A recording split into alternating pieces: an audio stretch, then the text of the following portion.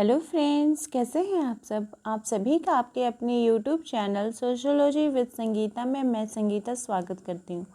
हम लोग सोशियोलॉजी में अभी यूजीसी नेट के सिलेबस को कवर कर रहे हैं, जिसमें कि आज का जो हमारा टॉपिक है ये आपका यूनिट 1 के सेक्शन 4 में हम लोगों को एडवर्ड सेड की थ्योरीज को देखना होगा। तो चलिए क्लास को स्टार्ट करते हैं। एडवर्ड सेड की जो थ्योरी है उसे पोस्ट कॉलोनियलिज्म बोला जाता है। अगर आपको आज की क्लास हेल्पफुल लगे तो प्लीज़ आप अपने दोस्तों से इसे ज़्यादा से ज़्यादा शेयर करें, और अगर मेरे चैनल पर नए हो तो प्लीज़ सब्सक्राइब करें। साथ ही अगर आपकी कोई भी क्वेरीज हो तो प्लीज़ मुझे कमेंट करके बताएं, और अगर आपको ये आज की क्लास वीडियो अच्छी लगे तो प्लीज़ इसे लाइक भी करें। तो किन्हीं की भी थ्योरी को जानने से पहले हम लोग उनकी थोड़ी बायोग्राफी को देख लेते हैं। तो एडवर्ड सेड का जन्म 1 नवंबर 1935 जेरूसलम में हुआ था तथा इनकी मृत्यु 25 सितंबर 2003 को यूएसए के न्यूयॉर्क सिटी में हुई थी।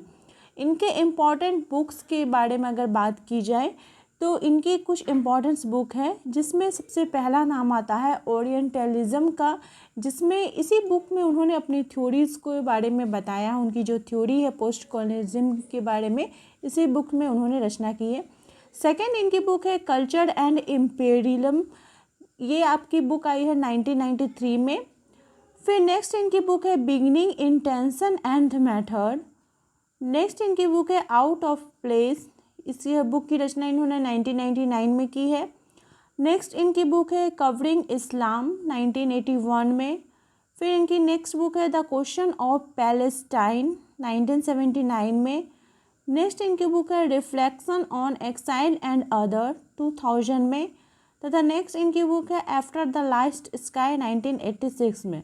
ऐसे तो एडवर्ड सेड जी ने दर्जनों किताबों की रचना की थी, लेकिन मेनली हम लोगों ने देखा है कि एग्ज़ाम में 3 बुक से लेकर क्वेश्चन पूछे गए हैं, और वे है ओरिएंटलिज्म बुक, जो उनकी एक और बुक है कल्चर एंड इम्पेरियलिज्म, और beginning in intention and method. इसी से लेकर रिलेटेड क्वेश्चंस आए हैं, तो आपको इन तीनों बुक को याद रखना जरूरी है। तो इनकी जो थ्योरी थी पोस्ट कॉलोनियलिज्म, इसमें एडवर्ड सेड जी ने अपनी उनकी जो फेमस बुक थी ओरिएंटलिज्म, इसमें उन्होंने उत्तर उपनिवेशवाद की अवधारणा को उन्होंने प्रस्तुत किया, और इस अवधारणा को प्रस्तुत करने के लिए उन्होंने इजराइल और फिलिस्तीन के संघर्ष को समझाने के लिए ये बताया कि जो पश्चिमी और पूर्वी दुनिया है वो क्या कर रहे हैं, उनके बीच जो अंतराल है उस अंतराल को हम लोग सांस्कृतिक और राजनीतिक अंतराल के माध्यम से ही समझ सकते हैं। सेड ने ओरिएंटलिज्म जो उनकी पुस्तक थी, इसमें जो कंट्री है उसे 2 भागों में डिवाइड किया है, ईस्टर्न कंट्री और वेस्टर्न कंट्री। ईस्टर्न कंट्री के अंतर्गत उन्हें उन देशों को रखा है जो कि आर्थिक रूप से पिछड़े हुए हैं, जो कि दूसरी कंट्री पे क्या है डिपेंड है। जैसे कि एग्जांपल के तौर पर इंडिया और पाकिस्तान को हम ले सकते हैं।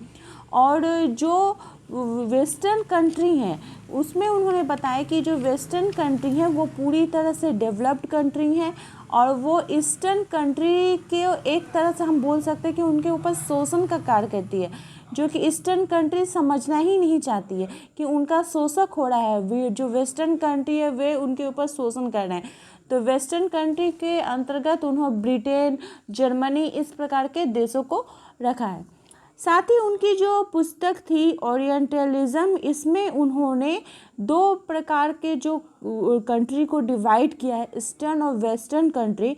तो जो वेस्टर्न कंट्री है उसे उन्होंने ऑक्सीडेंट कहा है, और जो ईस्टर्न कंट्री है जो पूर्वी देश है उसे उन्होंने ओरिएंटल बताया है, और बताया है कि कैसे जो ऑक्सीडेंट कंट्रीज़ हैं वो अपने संस्कृति को श्रेष्ठ मानते हैं और ओरिएंटल के ऊपर शासन करते हैं। ठीक है, जैसे आप इस रूप से भी एग्जाम्पल के तौर पर इसे याद रख सकते हैं कि ऑक्सीडेंट से ऑक्सीजन मतलब हो गया वो हमारे लिए बहुत ही ज़्यादा इम्पॉर्टेंट है, हमारे जीवन के जीने के लिए इम्पॉर्टेंट है, तो उसको उन्होंने पश्चिमी देश के अंतर्गत रखा। और जो दबा हुआ कंट्री है, जो शोषक वर्ग है, वो हो गया पूर्वी कंट्री, वे ईस्टर्न कंट्री, जिसे ओरिएंटल के नाम से उन्होंने बताया। और ये जो उनका डिवाइड करने का, ये उनका भाग करने का जो मेन तरीका था वो था कल्चर के ऊपर में। और उन्होंने भौगोलिक स्थिति को ध्यान में रखकर, क्योंकि पूर्वी और पश्चिमी देशों से तुलना की है तो वो भौगोलिक सीमा के आधार पर ही उन्होंने बताया है, तो हम लोग इसे याद रख सकते हैं।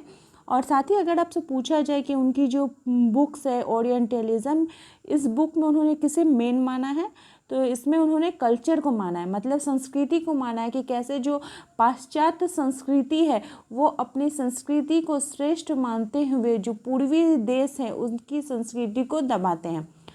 थर्ड, अगर इनकी बात की जाए तो एडवर्ड सेड जी को सांस्कृतिक आलोचक के रूप में भी वे प्रसिद्ध थे।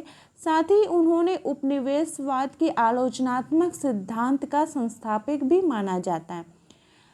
नेक्स्ट हम लोग इनकी कुछ इम्पॉर्टेंट फैक्ट्स को देख लेते हैं कि इन्होंने धर्मनिरपेक्ष के क्षेत्र के लिए जाना जाता है, जिसे कि उन्होंने एक शब्द दिया था, एक नाम दिया था, वो था ऑब्जेनिंग। तो यही थी इनकी थ्योरी। इनकी थ्योरी कुछ ज़्यादा बहुत ज़्यादा विशेष नहीं है, कोई बड़ी विषय नहीं है, लेकिन आप लोग को याद रखना होगा कि पोस्ट कॉलोनिज्म क्या है। और इसमें उन्होंने दो प्रकार के बारे में बात की है, ऑक्सीडेंट और ओरिएंटल। ऑक्सीडेंट हो गया पश्चिमी देश और ओरिएंटल हो गया पूर्वी देश। या हम कह सकते हैं कि उन्होंने अपनी जो ओरिएंटलिज्म इनकी जो बुक थी, इसमें उन्होंने अपनी कंट्री को या जितनी भी कंट्रीज है उसे दो भागों में डिवाइड किया है, ईस्टर्न कंट्री और वेस्टर्न कंट्री। तो आई होप आप लोगों को आज की क्लास हेल्पफुल लगी होगी। आप लोग इसे नोट डाउन भी करते जाएं इस थ्योरी को। और अगर आपको आज की क्लास पसंद है तो इसे ज़्यादा से ज़्यादा शेयर करें, लाइक करें तथा मेरे चैनल पर बने रहने के लिए आप सभी का धन्यवाद।